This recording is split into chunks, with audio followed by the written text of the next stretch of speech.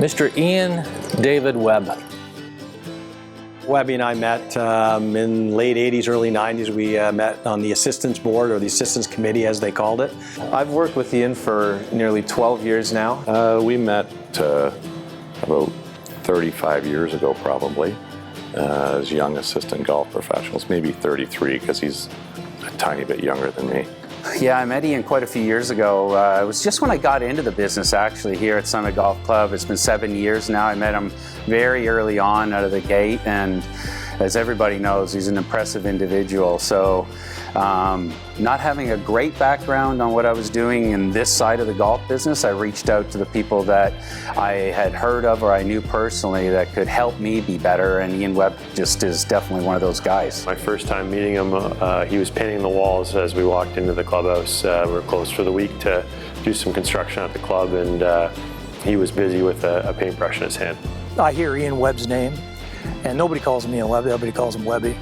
And most times I just smile. Came to my door in 1977 at the age of 12 years old and knocked on my door and offered me to come over to his house to play a little ping pong.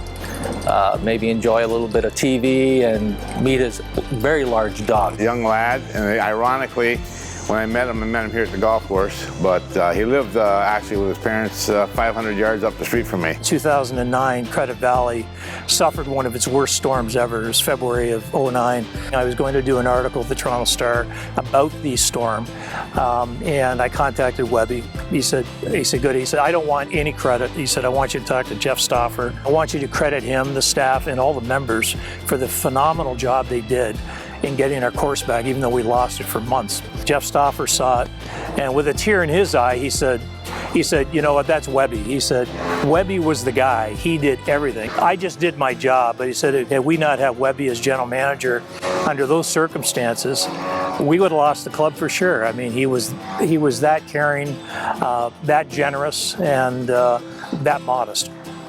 He's a pro's pro, liked by so many in the industry, cherished by so many of his peers because of his mentorship and his ability to give back to people and build them up. You know, he's a class act all the way around, and you know, he's touched so many lives in the golf business and then outside of golf as well. Well, the Ian that I know is, in every sense of the word, a gentleman. I keep referring to him as the kid that worked for me. He's grown up to be a fine gentleman, a great kid. Again, see, a kid. I refer to him as a kid. It's like a prodigal stepson of mine, I guess. Kind of difficult at times when we worked together, that the members tended to like him a little more than me, and I was his boss. I remember him taking us out, three of us who joined, letting us saying to, well, go guys, go play 18 holes of golf, see what it's like, right? I don't know how the hell you arranged the deer to come across up 17. But the moment we saw that, like that was it, we signed. We're in. You know, his footprint and his touch is all over this facility, and every time I pull into the driveway, to tell you the truth, at Credit Valley, his face kind of pops into my mind. So one of my greatest memories is the first time I went to Ireland with Ian. We flew into Dublin, drove 4.5 hours up to Ballyliffin. We got off the bus, got on the golf course. There was absolutely no wind at all. The conditions were absolutely perfect. We played in 2.5 hours, and we just talked about everything but golf for those 2.5 hours, and just, it was a really special time. And of course, he did a little Webby par on the last hole to beat me by 1. But yeah, that time was special, and we actually just talked about a week or so ago how much fun that was for both of us. So we got together almost every day in the summer, from 1978 probably through the day that we both were hired here at Bridgewater Country Club. We played golf 36 holes a day. Our fathers dropped us off at the golf course. We went out and we played. We had our little junior sets and we played golf, and all we did was play and have lunch and then go out and play again, and we did that for almost 2 straight summers. And then Ian was lucky enough to be able to apply for the job here at Bridgewater Country Club under the tutelage of Rocco and Graham Coulter. And within months of that, there was a job opening, and Ian called me up on the phone. He said, you want to come over and apply for the job, see how you do? And I said, yeah, I'd love to do it. He loves everything about golf, and he's so good at getting up and down from anywhere, and I suck, to be honest. So that's really where we had the most fun when we played in events together. I would hit 8 greens and shoot 41 on the front, and he would hit 1 green and shoot 37. And he would just laugh at me, and I would just say, "How do you do that, Webby? It's unbelievable." Sitting in the hot tub after the round, just, you know, shooting the breeze about a great up and down that Webby had, or a great shot that Certsy had. So, you know, those were, you know, I'm very lucky, you know.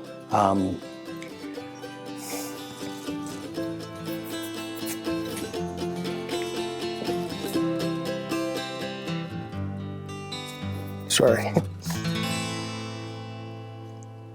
I'm just a better person and a better golf professional from knowing Ian. I'm going to miss working with Ian. I truly enjoyed coming to work with him every day. As him and I worked together in the last 5 years in both of our jobs, we had a lot of fun. We got a lot of things done together, and we always had a lot of fun talking about the future and plans that we had in our careers and for this club. And I'm sad that we're not going to have those moments together anymore. But I remember the phone call. And I was sitting at my desk. I think it was somewhere around 8:15 in the morning. And it was a cold and rainy day, I think back in late February. It's very rare that I get a phone call from him at that time in the morning. So when I got on the phone with him, it was the two of them on speakerphone, and it just kind of caught me off guard. And the first thing he said to me was, "Hey, Mike." I said, "Hey, Ian, what's up?" He goes, "Sad news." And the first thing that hit me was his mother or his father. And I said, "Oh, your father." He said, "No." He says, "It's me." And I dropped the phone. And then I picked up the phone and I said, "What do you mean?" And he said, I got some bad news. And I just couldn't believe it. So he kind of filled me in on everything, and it didn't make sense to me. I couldn't really hear what he was saying. All I knew is that I was getting in a car and I was heading up to see him. I was in Phoenix, I believe, and I couldn't believe it. And actually my phone was not working, and I got home and I saw all these texts from guys, and then I immediately called Webby to find out what had happened, and it was incredible to go from having a headache to having a brain tumor. When I heard that, it was probably one of the hardest moments I've had in my life to hear that news about an individual, but I've never been delivered news about someone's health from that person. So to hear that in Ian's voice, to hear the despair, and to hear how scared he was, that was really, really hard. It's one of the hardest conversations I've ever been a part of. I was sitting at my desk. It was a lousy day out. The weather was terrible, and I got a phone call from Michael. And Michael said, "Hey, Rock, it's Mike." I said, "Hey, Michael, I haven't talked to you in a while. What's going on?" He goes, "Did Webby call you?" I goes, "No." And he went, "Oh." And I said, "Oh, what?" I goes, "Mike," I knew right then and there, just the way he said it. Called me first thing in the morning. He said, "Bad news. Ian's got brain cancer." He goes, "I'm on my way up from Rochester right now." I goes, "Okay, swing by, pick me up, let's go." And that's how fast it happened, and how actually didn't want to believe it. I thought maybe Mike had everything mixed up, but obviously he didn't. And it was a shot. It hurt. It was a shot in the heart. I actually got it from a friend of ours that mentioned it to me right afterwards, and it took me 2 or 3 days to figure out how was I going to have this conversation with him. So I was actually pulling out of the club one night, and I got thinking to myself that, you know, if I was in that position, I'd want to hear from my friends, be surrounded by my friends, and knowing the kind of person that Ian is, that I knew that would be important to him. So I called him, he answered the phone right away, and he was actually leaving the hospital, driving home for a day to be with his family before getting back to the hospital the following day. And we had a great conversation. And the thing that caught me the most is I've learned from Ian in the golf business too. And in a spot like this, you don't know how you're ever going to react or how you're going to be able to understand what's happening, and he put everything at ease for me. So I went and visited him in the hospital a couple days later, and the strength was overwhelming for me. So it's put everything in perspective, from life to the man that Ian Webb is, and it was pretty special. It took me a little bit to digest what was said to me. I reached out to Helen and Ian right away just to get the information to make sure that it wasn't false, and we had a great little chat. And you know, he still inspires me because his outlook has been great through this process. He continues to battle on, and he's just helped me realize that life is too important, and you've got to value every day and every second you have. So he continues to mentor me through this tough time. I was on vacation in Mexico at the time that I found about the diagnosis. I had a phone call from one of our senior management staff at the club. At the time, it was undetermined what type of tumor it was, but definitely shocking to say the least, and a very emotional time. I can vividly remember the plane ride home, you know, having a difficult time, choking back tears, and just thinking about the impact on him personally, his beautiful wife Helen, their lovely daughters, Jillian and Allison, and you know, just the enormity of the diagnosis and what it means, as I've had a close friend diagnosed with glioblastoma in the past, and so this really hits home for sure. Yeah, I can remember it. We were at the kitchen table at home, and Ian was, he gave us a call, and he was on speakerphone with Helen, and BA and I were there, my wife, and he just told us the news, and it was just you know, a shock and devastating. But yeah, you know, when you hear that, you just think, okay, we're going to get through this, or he's going to get through this, their family's going to get through this, and so it was a tough day, and obviously been a tough 6 months from then. It really makes you think how short life is, and that you need to have fun. And Webby was always good at having fun, but as I said, not in a real jovial manner, but just you can always tell that Ian enjoys his life, and I've starting to learn to enjoy life a little bit more rather than taking it so seriously. Webby did all these things for all these people during his life.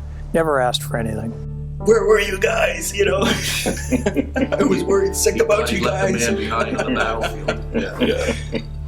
You know, and but that's just him. You know, he worried about the smallest detail, and taking care of everybody. He always put everybody else around him first. After that conversation, it was actually right after the conversation, I made a phone call to Donovan, first of all, and talked to him about this is what I want to do. And it was on emotion more than anything than navigation. What I'm going to do is I'm going to invite, you know, as many people as we can get in the room, which was around 50 people that fit in the cellar there. Aaron donated the cellar for the evening and all the food that was prepared on behalf of his restaurant. Ultimately, we started the Ian Webb Fund off by raising over $60,000 that night, and really it triggered an awful lot of other things with t-shirt and hat sales and people making donations online. So it's been overwhelming what this has done. I talked to Ian, and it was, you know, what do you want to do with this? And it was important to him that this is not about cancer, it's about the direction of people in our industry and how they can be better through education, through recognition, and how they can grow through a mentoring program. So we're going to structure some funding around that, how we can make people better in our industry. And anybody that knows Ian Webb, that's what he's all about. You're never going to hear anybody say anything bad about Ian Webb. And you know, the quality of people that I have working for me and Sarah just is a pure reflection of Ian. And she understands and recognizes the impact that he's had on her life, and it means a lot to her to have had that relationship with Ian. And I know that you know, it's upsetting to her with what's going on, but that just goes to show what he means to people.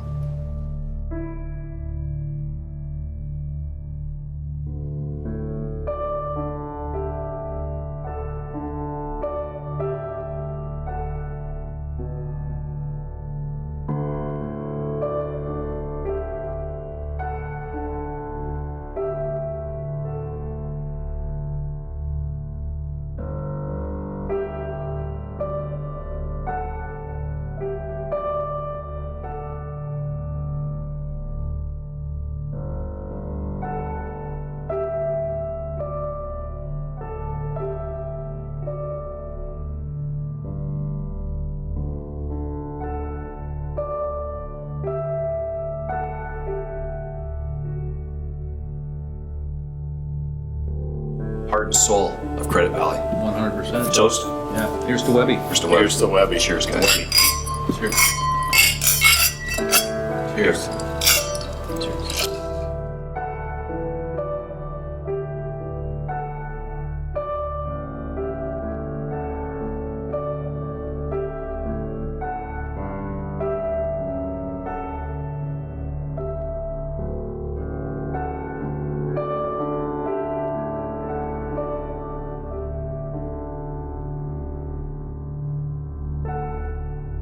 The greatest thing that golf gives you is the people you meet along the way.